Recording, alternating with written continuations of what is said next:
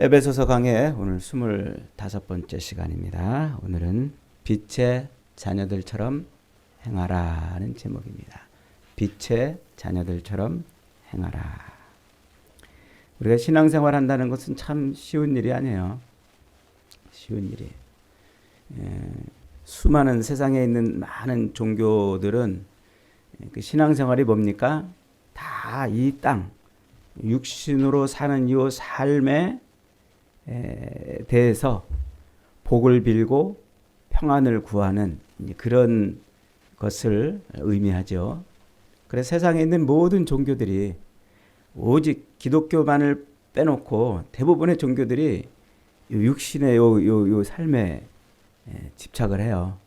그리고 자기 신 앞에 나가서 비나이다 비나이다 하는 핵심이 뭐냐면 다 이 육신의 그 삶에 복과 평안을 구하는 것이란 말이죠. 기독교가 그런 종교라면은 하나님께서 굳이 아들을 이 땅에 보내셔서 십자가에 매달아 죽이실 이유가 없으셨을 겁니다. 하나님이 이 땅의 인간의 이 땅의 삶에 초점을 맞추고 하나님이 그들의 삶을 돌보신다면 굳이 그렇게 아들을 십자가에 매달아 죽이셨겠냔 말이에요. 하나님께서 우리 그리스도인들 아들을 십자가에 매달아 죽이시기까지 우리를 구원하시려고 하시는 하나님의 특별한 어떤 계획이 있기 때문에 그렇게 우리 그리스도인들을 향한 특별한 섭리를 이끌어 가시는 것이에요. 우리가 신앙생활할 때 그걸 놓치면 안 돼요. 가장 중요한. 그래서 이 땅에 사는 동안 평안도 좋고 또 복 받는 것도 좋고 또 형통한 것도 좋지만 거기서 그칠 수가 없어요. 거기서 그칠 수가. 그래서 진짜 신앙생활은 하나님이 우리에게 무엇을 요구하시는지 무엇을 원하시는지를 깨닫고 그것을 행할 수 있는 그게 신앙생활인 거예요. 그러니까 하나님이 이 땅에 살고 있는 동안 우리가 육신으로 살고 있는 동안 무엇을 원하시는지도 모른 채 그저 하나님 앞에 나와서 복 주세요. 평안하게 해주세요. 나의 삶에 이런 얽히고 설켜 있는 문제 좀 해결해 주세요. 이런 것이 된다면은 그 신앙생활은 참 비참한 신앙생활이라. 사도 바울은 고린도 교회를 향해서 그런 정도의 신앙생활이면 차라리 예수 안 믿는 게 더 낫다 이렇게 말할 정도로 이렇게 신랄하게 이야기를 하고 있습니다. 그러므로 이 신앙생활, 이 우리가 예수 그리스도를 통해서 누리는 이 신앙생활이 무엇인지를 제대로 이해하고 하나님이 이 땅에서 나를 통해서 하시려고 하는 일이 무엇인지를 온전하게 이해하고 그것을 순종하며 살 때 그때 우리 인생이 복 있는 인생이 되는 거예요. 사도 바울이 지금 에베소 교회를 향해서 공들여 가지고 열심히 설명하고 있는 게 바로 그 이야기입니다. 그래서 1장부터 3장까지는 하나님이 창세전부터 공을 들여 가지고 이 땅에 무엇을 만들어 놓으시려고 애를 썼다? 교회를 만들어 놓으시려고 애를 썼다. 그것을 1장에서부터 3장까지 설명을 쭉 했다고 그랬죠. 그래서 하나님이 이 땅에 교회를 세우기 위해서 그래서 아들 예수 그리스도를 창세전부터 예수 그리스도를 통해서 계획하시고 작정하시고 세상의 모든 역사를 그렇게 주물러 오셔서 교회가 여기에 서 있다. 이게 1장부터 3장까지의 이야기란 말이에요. 그러면서 그 교회를 세우기 위해서 십자가에 달려 죽으신 예수가 누구신지를 이렇게도 설명하고 또 저렇게도 설명하고 그리고 그 예수 그리스도의 그 사역을 통해서 우리가 교회가 될 때 결정적으로 무엇이 역사하느냐면 성령이 역사하셔서 우리가 이 땅에서 지금 신분이 교회가 되었다. 교회로 우리의 신분이 바뀌었다. 그 얘기를 했다고 그랬죠. 그래서 제가 여러분에게 교회란 무엇인가? 교회의 정의를 설명을 드렸습니다. 교회는 뭐라고요? 싸움을 싸우기 위해서 모인 사람들이다 라고 말씀을 드린 거예요.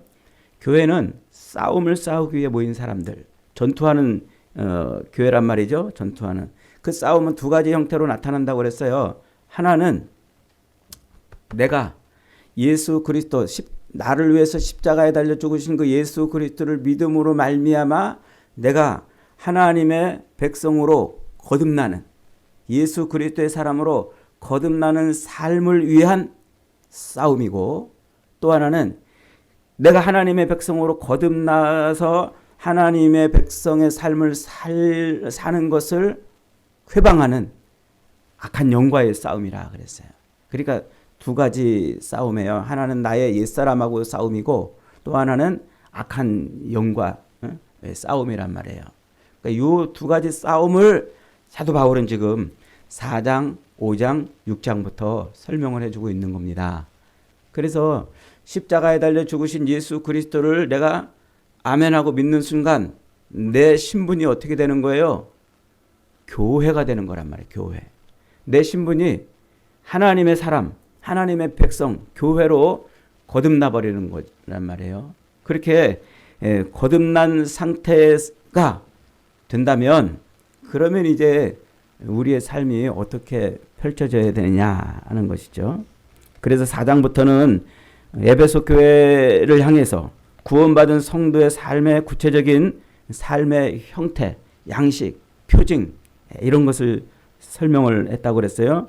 그래서 그 내용의 핵심이 뭐냐면 옛사람을 벗어버리고 새사람을 입는다, 이런 거예요. 옛사람을 벗어버리고 새사람을 입는다.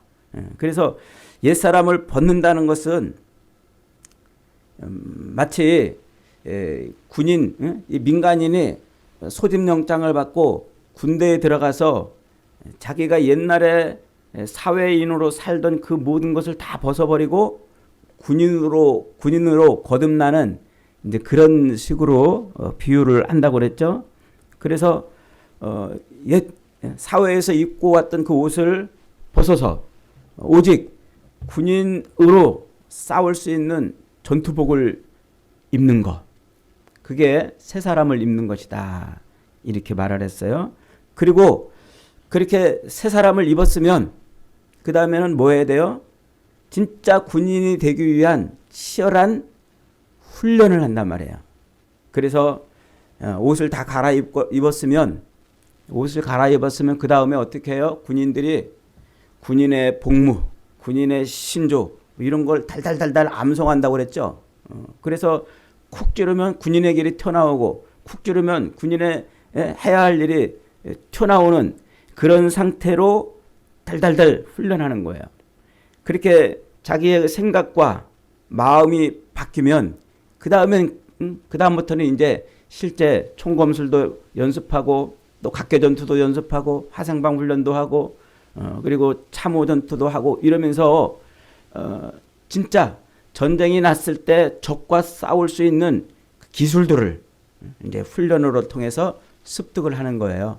이게 사도 바울이 지금 말하고 있는 교회가 하나님의 백성으로서 삶을 사는 모습을 말해주고 있는 거죠. 그래서 4장 1절부터 그러므로 5장 1절부터 그러므로 사랑을 받는 자녀같이 너희는 하나님을 본받는 자가 되라 그랬죠. 하나님을 본받는 자. 그 본이라는 말이 뭐라고 그랬어요? 틀이라고 그랬죠. 붕어빵 틀에 밀가루 부으면 붕어빵이 찍어져 나오듯이, 그렇게 그리스도인의 삶의 틀은 하나님이란 말이에요. 하나님. 그 하나님의 사랑, 그 하나님을 이제 그 하나님의 틀에다가 나를 막 꾸겨 넣는 거예요. 나의 옛사람을 거기다가 꾸겨 넣어보는 거예요. 그렇게 꾸겨 넣어보는데 그 옛사람의 그것을 벗어버리고 하나님의 틀에 꾸겨 넣는 가장 첫 번째가 뭐라고 그랬어요?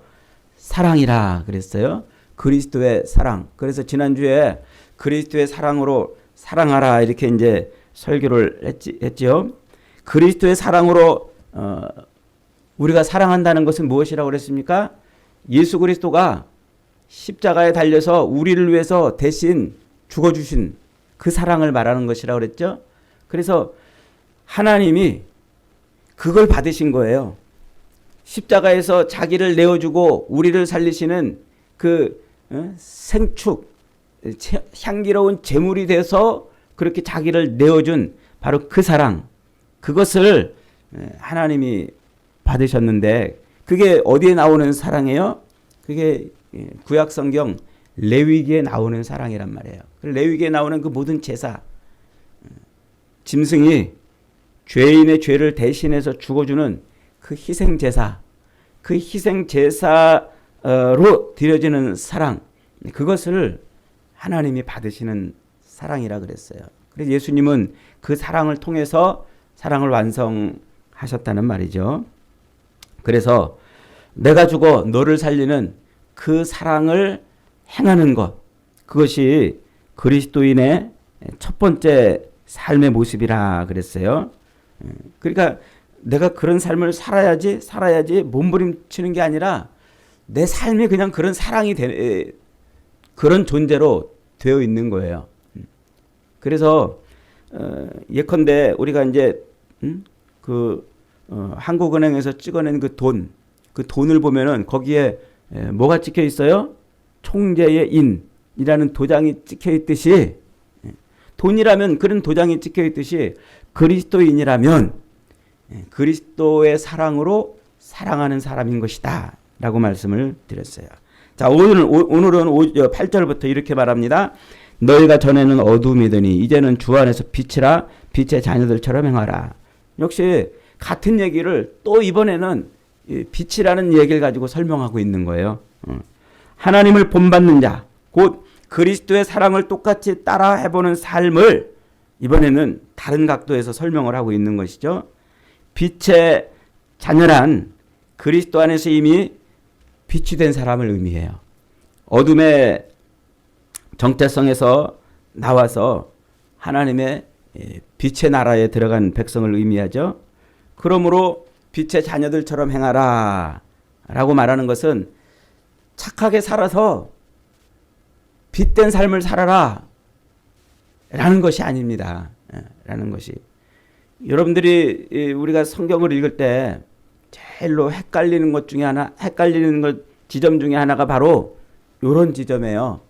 자꾸 우리는 뭔가를 행하면서 도덕적이고 윤리적인 어떤 행위를 자꾸 해가면서 그렇게 착하게 살고 의롭게 사는 것이 신앙인이라고 생각을 자꾸 한단 말이에요. 그런데 성경은 자꾸 거꾸로 말하는 거예요.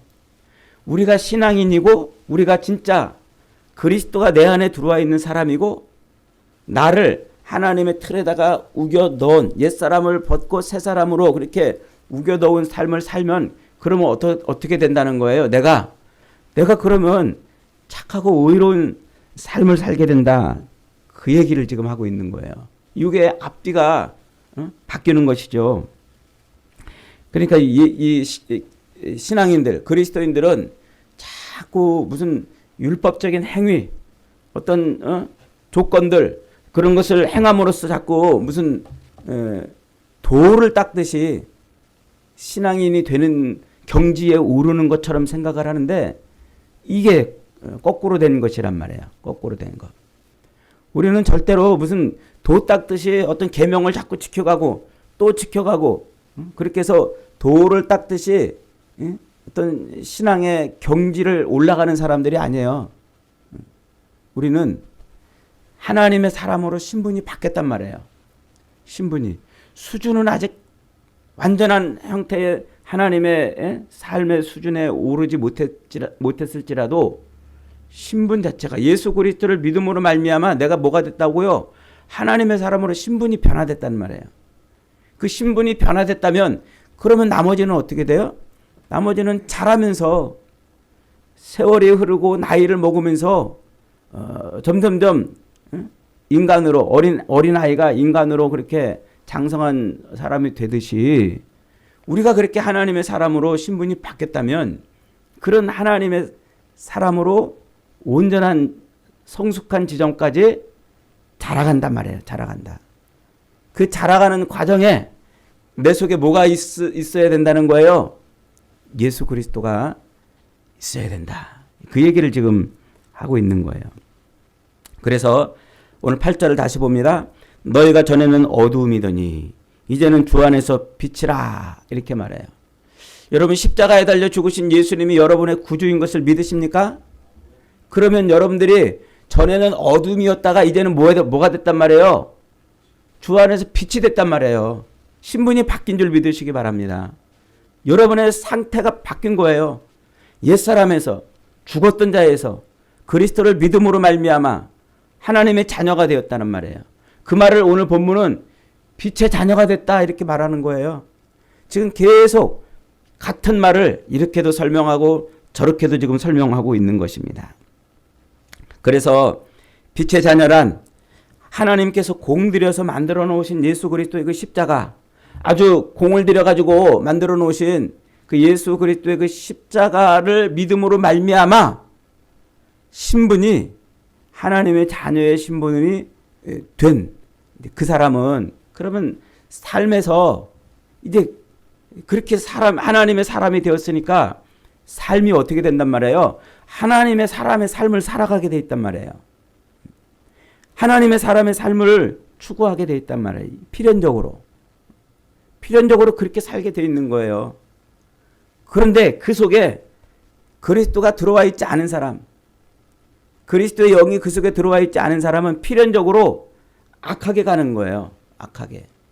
그래서 그 모습을 지금 설명해 주고 있는 거예요. 예컨대 아프리카 초원을 달리고 있는 그 사자들 보세요. 사자들은 필연적으로 그들이 먹는 먹이가 뭐예요? 그들이 먹는 먹이가 나뭇가지에 달려있는 올리브 알맹이를 따먹거나 무슨 풀을 뜯어먹거나 그러지 않죠? 사자는 필연적으로 육식을 하는 동물이란 말이에요. 육식을 하는 동물. 사자에게 양의 그 탈을 씌워놔도 사자는 필연적으로 뭐 하는 거예요? 육식으로 삶을 영위하게 돼 있단 말이에요. 양의 탈을 씌워가지고 어릴 때부터 사자 새끼를 아주 어릴 때부터 데리고서 친구처럼 이렇게 막 먹이고 그래도 그 본성이 사라지지 않는 거예요. 본성이. 우리가 그런 거예요. 예수 그리스도를 믿음으로 말미암아 이제 하나님의 사람으로 내 옛 본성이 죽고 새 본성이 태어났다면 그러면 우리는 뭐가 된단 말이에요? 필연적으로 내 안에 있는 그리스도, 내 안에 있는 하나님이 어떻게 되게 돼 있다? 드러나게 돼 있다. 그걸 지금 말씀하고 있는 거예요. 그래서 우리가 구원받은 백성이 되었고 교회가 되었고 또 하나님의 자녀가 되었고 빛의 자녀가 되었다면 그러면 뭐하라? 이제는 빛의 자녀들처럼 행하라고 말씀을 하고 있습니다. 자, 빛의 자녀들처럼 행한다는 것이 무엇일까요? 9절 봅니다. 9절 같이 읽습니다. 시작. 빛의 열매는 모든 착함과 의로움과 진실함에 있느니라 그랬어요. 빛의 열매. 그러니까 우리가 살아가는 그 삶의 그 열매는 뭐예요? 그가 남긴 발자국이란 말이에요. 그러니까 우리가 빛의 자녀라면 그의 발자국, 걸어간 발자국은 뭐가 남아있다고요? 착함과 의로움과 진실함이 있다는 말이에요. 그러니까 갈라디아서 5장에서 사도 바울은 육신의 일과 성령의 열매를 이렇게 대조를 시켜내고 있어요. 그 육신의 일과 성령의 열매를 대조시키는 이유가 무엇입니까? 육신의 일도 본성, 그 자기 본성이 그냥 가는 대로 사는 삶의 결과물이고 성령의 열매는 내 안에 들어와 있는 성령으로 말미암아 나타나는 증상이기 때문에 열매라는 단어로 지금 설명을 하는 거예요. 그래서 오늘 본문에서 빛의 열매는 모든 착함과 의로움과 진실함에 있다 이렇게 설명을 하고 있는 것입니다. 그러니까 다시 말하면 한국은행 총재가 발행한 그 돈에는 한국은행 총재의 인이라는 도장이 딱 찍혀 있듯이 우리가 하나님의 백성이 되었다면 도장이 찍혀 있는 거예요. 무슨 도장? 우리 안에 하나님의 영이 찍혀 있단 말이에요. 하나님의 영이. 그래서 그 하나님의 영이 찍혀 있는 사람은 마땅히 어떻게 산다? 착함과 의로움과 진실함을 드러내는 삶이 된다라고 말하고 있어요. 자, 착함이라고 하는 말, 아가토슈네라고 좀 이렇게 쓰는 말을 착함이라 이렇게 번역을 해놨는데, 이 착함이라는 게 뭘까요? 착한 일을 한단 말이에요. 예수 믿으면 이제 착한 일을 하며 살아가는 건가요? 예수 믿으면 나쁜 일 하면 안 되고 착한 일을 하며 살아가는 것일까요? 이 말의 의미가 정확하게 이해가 되지 않으면 또 우리 그리스도인들은 자꾸 무슨 행위를 통해서 착하게 되려고 그런단 말이에요. 우리는 어떤 착한 일을 자꾸 행함으로써 하나님의 백성됨의 삶을 살아가는 것이 아니고, 아가도신의 선함, 선을 지향하는 삶을 살아가는 것을 의미해요. 선. 그러니까 빛의 열매는 모든 착함과 의로움과 진실함이 있다라고 말할 때 그 착함이라는 말은 뭐예요? 착한 일을 해야 된다 이 말이 아니고, 착함, 곧 선을 지향하는 삶을 살아야 된다 이 말이에요. 요 착함이라는 말과 선이라는 말이 똑같은 헬라어 단어, 똑같은 걸 이렇게 번역을 해놨어요. 그래서 저 앞에 마태복음 19장 16절에 가면 부자 청년이 예수님에게 와요. 예수님에 와가지고 선한 선생님이요, 우리가 무슨 일을 하여야, 내가 무슨 일을 하여야 영생을 얻을 수 있겠습니까? 이렇게 묻습니다. 내가 무슨 선한 일을 해야 영생을 얻을 수 있겠습니까? 이렇게 물어요. 그때 그 선한 일이 바로 오늘 여기 본문에 착함이라고 번역된 말이에요. 똑같은 말인데 여기서는 선한 일이라고 그러고 여기서는 또 착한 일이라고 이렇게 이제 번역을 해놔가지고 우리가 성경을 읽을 때 좀 헷갈리는 거예요. 아, 예수 믿으면 이제 착해져야 되나 보구나. 예수 믿으면 이제 선하게 살아야 되는가 보나. 이렇게 자꾸 생각을 하는 거예요. 그런데 예수님께서 그 부자 청년의 질문에 뭐라고 답하십니까? 네가 선한 일을 해서 영생을 얻기를 원하지만 세상에 선한 분은 누구밖에 없다? 하나님밖에 없으시다. 이렇게 말씀하세요. 그러면서 가서 계명을 지키라 이렇게 말씀하고 있거든요. 그러니까 선한 분이 누구란 말이에요? 하나님이란 말이에요. 하나님. 세상에 선한 분은 하나님밖에 없단 말이에요. 우리가 예수 그리스도를 믿고 내 안에 성령의 영이 찍혀 있는 하나님의 백성이라면, 그러면 착함, 곧 선함의 삶이 나와야 되는 거란 말이에요. 선한 삶. 그 선한 삶은 세상의 기준인 윤리 도덕적인 어떤 기준을 따라 사는 삶이 아니고 하나님을 지향하는 삶이란 말이에요. 하나님을 지향하는 삶. 그게 착함이요, 그게 선한 일이라는 것입니다. 다시 말하면 내가 예수 그리스도의 사람이 되었어요. 성령이 내 안에 들어와서 하나님의 사람이 되었어요. 그러면 나는 내 모든 삶은 늘 어디를 지향하는 삶이 된다고요? 하나님을 지향하는 삶이 된단 말이에요. 하나님을.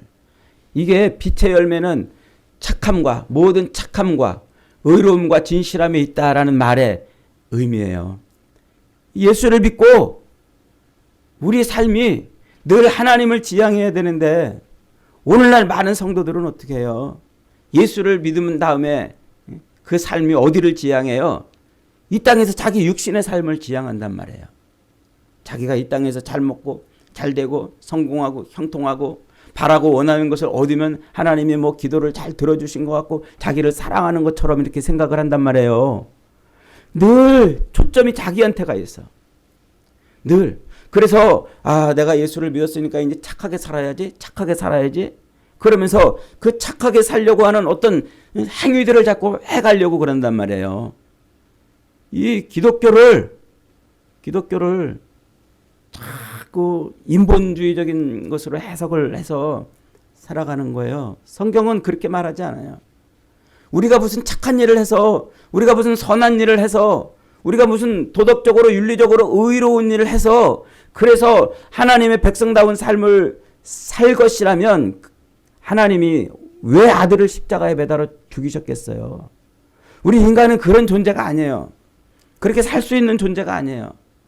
우리는 선을 행할 수 있는 그런 존재가 아니란 말이에요. 우리 안에서는 착한 것이 나올 수가 없어요. 도무지 행할 수가 없어요. 사도 바울이 그랬잖아요. 우리를 2장에서 우리 인간은 이미 어떤 존재? 죄와 허물로 죽어버린 존재란 말이에요. 죄와 허물로 죽었다는 것이 무엇이에요? 그 자체가 그냥 악덩어리란 말이에요. 악덩어리.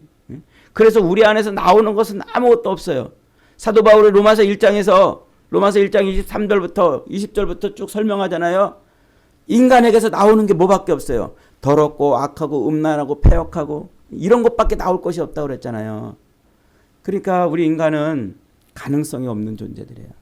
그저 죄밖에 지을 수 없는 존재들. 그런데 그런 존재들에게 하나님이 높이 장대를 달아서 아들을 매달아 놓고 그 아들을 바라보면 살게 만들어 놓으셨다고 그랬잖아요.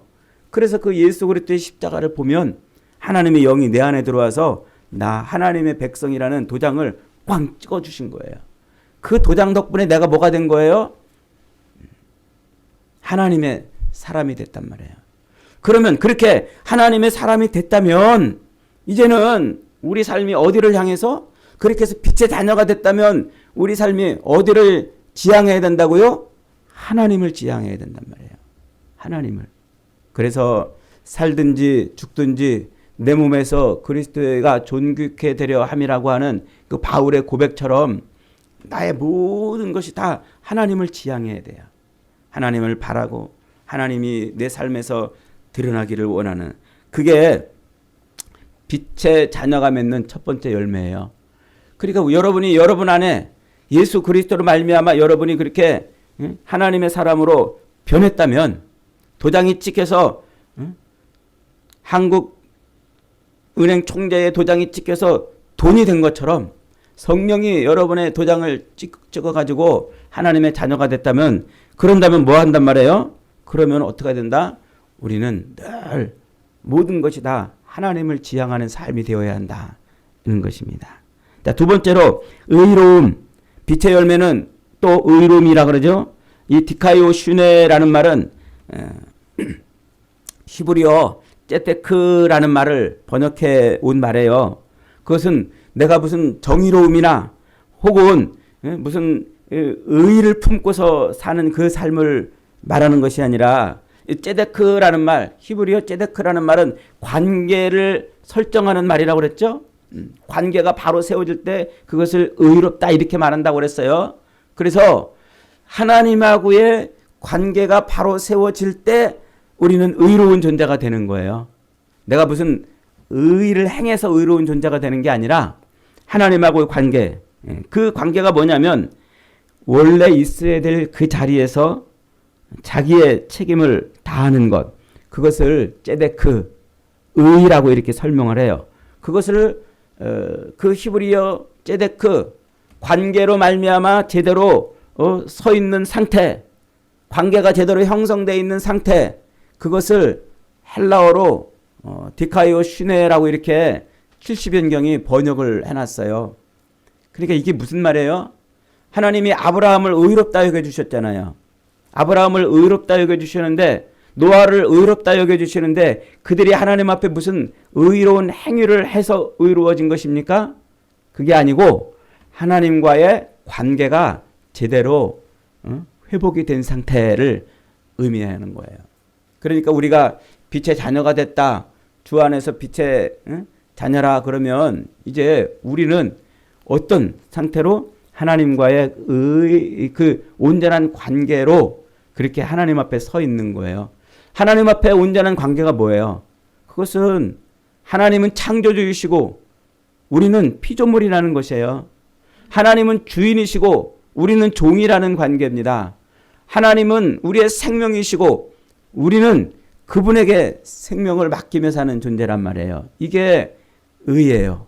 이게 의로움이에요.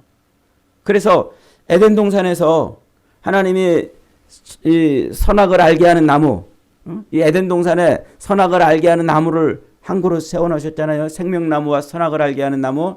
그게 뭐라고 그랬습니까? 그것이 너희의 생명은 나한테 있다. 너희가 행하는 모든 이런 것들은 내가 주인이다라는 것을 표식해주는 표지판이라고 그랬죠. 그게 생명나무와 선악을 알게 하는 나무의 역할입니다. 그런데 아담과 하와가 그만 이 죄에 빠져가지고 그걸 걷어차버리잖아요. 그 걷어차버림으로 인해서 하나님하고 관계가 깨져버렸어요. 하나님은 창조주요, 우리는 피조물이라는 그 관계가 깨져버렸어요. 그래서 자기가 자기 삶의 주인처럼 자꾸 행동하는 거예요. 자기 삶의 주인처럼. 그래서 내 삶이 제일 중요해. 내가 살아가는 삶이 제일 중요한 거예요. 아담의 그 죄악을 인해서 늘 그래서 인간은 자기 삶을 채우려고 애쓰고 몸부림치면서 신마저도 자기 삶을 도우시는 분이어야 한다고 그렇게 주장하며 사는 것이 종교라고 그랬잖아요. 그런데 지금 사도 바울은 우리가 하나님의 자녀이고 주 안에서 빛이 되었다면 우리는 늘 하나님을 지향하는 삶을 살아야 되고 또 하나님과의 관계가 바르게 설정된 삶을 살아야 되는 것이다 라는 거예요 지금. 그래서 우리는 창조주 하나님 앞에, 구원주 예수 그리스도 앞에, 우리 삶의 통치자인 성령 앞에 우리는 그 앞에 온전히 서 있는 존재가 되어야 한다는 거예요. 창조주로서 하나님은 피조물에게 계속 생명을 불어넣고 피조물을 죄악에서 계속 건지시는 그런 하나님의 그 놀라우신 은혜 앞에 우리는 엎드려서 그 은혜를 누리며 살아가야 되는 거예요. 그러니까 절대적으로 우리는 하나님 의존적인 존재가 되는 거예요. 하나님 외에는 우리가 살 수 없음을 고백하고 사는 거죠. 그것이 바로 디카이오슌의 하나님과의 관계를 바로 설정하는 거예요. 그런데 오늘날 많은 성도들은 예수를 믿으면 즉시로 하나님은 어떤 분이 돼요? 자기 삶을 도와주시는 종이 돼버려요. 그렇게 신앙생활 한단 말이에요. 거꾸로 가르치고 거꾸로 자꾸 성경을 가르치는 거예요. 그래서 예수를 믿으면 이 땅에서 우리가 잘 먹고 잘 살고 형통하게 될 것을 자꾸 말해주고 하나님이 여러분을 복 주시고 여러분에게 은혜를 주시고 여러분의 삶을 형통하게 하실 것입니다. 그런 좋은 말로 그냥 우리의 감정을 다독다독 해가지고 우리의 신앙을 거꾸로 만들어 버린다니까요. 그게 성경을 자꾸 인본주의적으로 해석하는 거예요.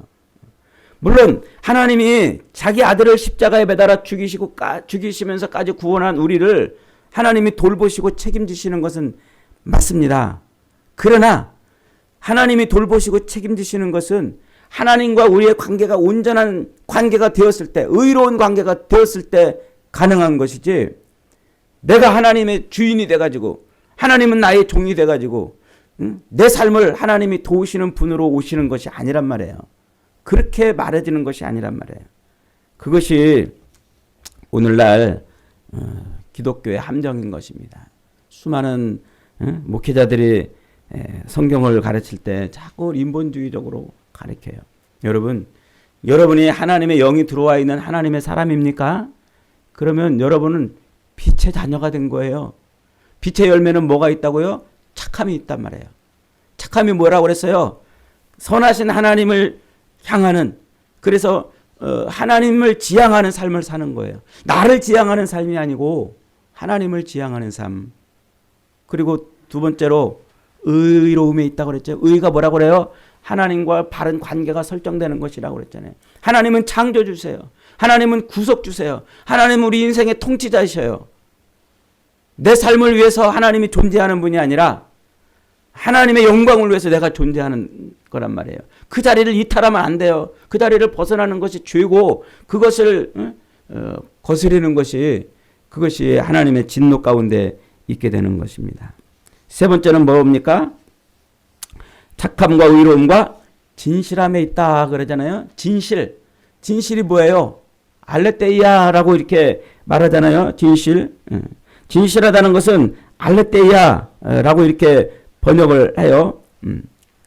이 진실, 요한복음 8장 32절에서는 예수님이 이렇게 말씀하십니다. 진리를 알지니 진리가 너희를 자유롭게 하리라 그러잖아요. 요 알레테이아라는 말이 진실이고 그게 진리라는 말이에요. 그 진리라는 말을 여기서는 진실로 번역하고 여기서는 또 진리로 번역하고 이렇게 성경을 이렇게 번역을 해놓으니까 우리가 좀 헷갈리고 그래서 본문의 의미를 정확하게 알 수가 없는 것처럼 보여지지만 여기서 지금 이렇게 말씀하세요. 진리를 알지니 진리가 너희를 자유케 하리라 하시면서 요한복음 16장 14장 6절에서 예수님은 또 이렇게 말씀하세요.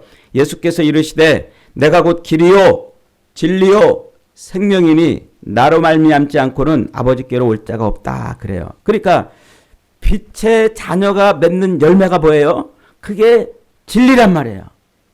빛의 자녀가 맺는 열매 그게 진리. 진리가 뭐라고 그랬어요? 예수 그리스도란 말이에요. 그 예수 그리스도를 낳는 거예요. 예수 그리스도가 우리의 삶의 열매란 말이에요. 예수 그리스도가 우리 삶의 열매. 엊그제 눈이 왔잖아요. 이 눈이 왔는데 골목에 사람들이 한 번도 안 밟은 그런 눈 쌓인 길이 있는 거예요. 얼마나 기분이 좋든지 이렇게 싹 걸어가는데 딱 지나오니까 내가 밟았던 발자국이 그대로 남더라고요. 그러니까 그리스도인의 빛의 자녀라면 내가 빛의 자녀라면 눈 위에 발자국 남듯이 내 삶에 이런 열매들이 나오는 거예요. 첫째가 뭐예요? 착함. 둘째가 의로움. 세 번째가 진실. 이거를 이 말의 의미가 첫째 우리 삶은 이제 너들을 향해요. 어디를 지향해요? 하나님을 지향하는 삶이 된단 말이에요. 나를 지향하는 삶이 돼서는 안 돼요. 두 번째는 하나님하고의 관계가 바로 설정이 되는 거예요. 의로운 관계. 그래서 하나님은 창조주요 나는 피조물인 관계. 하나님은 구원자이시고 나는 구원받아야 될 죄인의 자리. 하나님은 우리 삶의 주인이시고 나는 그 삶의 종된 삶의 자리에 서 있는 그 자리로 돌아가는 것이 그게 빛의 자녀의 모습이란 말이에요. 그리고 세 번째로는 뭐가 우리의 삶에서 주렁주렁 나타나는 거예요? 예수 그리스도가 나타나는 거예요. 그리스도가 나타나는 거예요. 예수 그리스도가 내 삶에서 드러나고 증거되는 것이에요. 사도 바울은 고린도 교회를 향해서 너희는 그리스도의 편지라 그리스도의 향기라 그렇게 설명하잖아요. 편지라는 말이 뭐예요? 증거하고 나타내는 것을 말하잖아요. 향기가 뭐예요? 가만히 있어도 향기는 그냥 번지게 되어 있는 것이란 말이죠.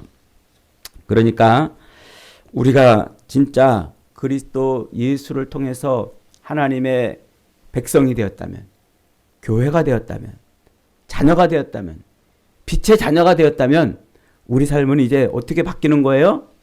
하나님을 늘 지향하는 삶으로 바뀌어야 돼요. 그리고 하나님과의 온전한 관계, 그 관계가 깨어지지 않도록 관계를 회복하는 거예요. 그리고 우리 삶에 예수 그리스도가 자꾸 나타나는 것입니다. 우리는 오늘날 우리가 이 땅을 살면서 신앙생활의 핵심이 바로 이것입니다. 10절은 이렇게 말합니다. 오늘 본문 10절에 주께 기쁘시게 할 것이 무엇인가 시험하여 보라 이렇게 말하고 있잖아요. 거기서 시험하여 본다라는 말은 독하미조라는 말인데 테스트해 본다. 시금석을 가지고 이게 뭔지를 확인해 본다 그러는 거예요.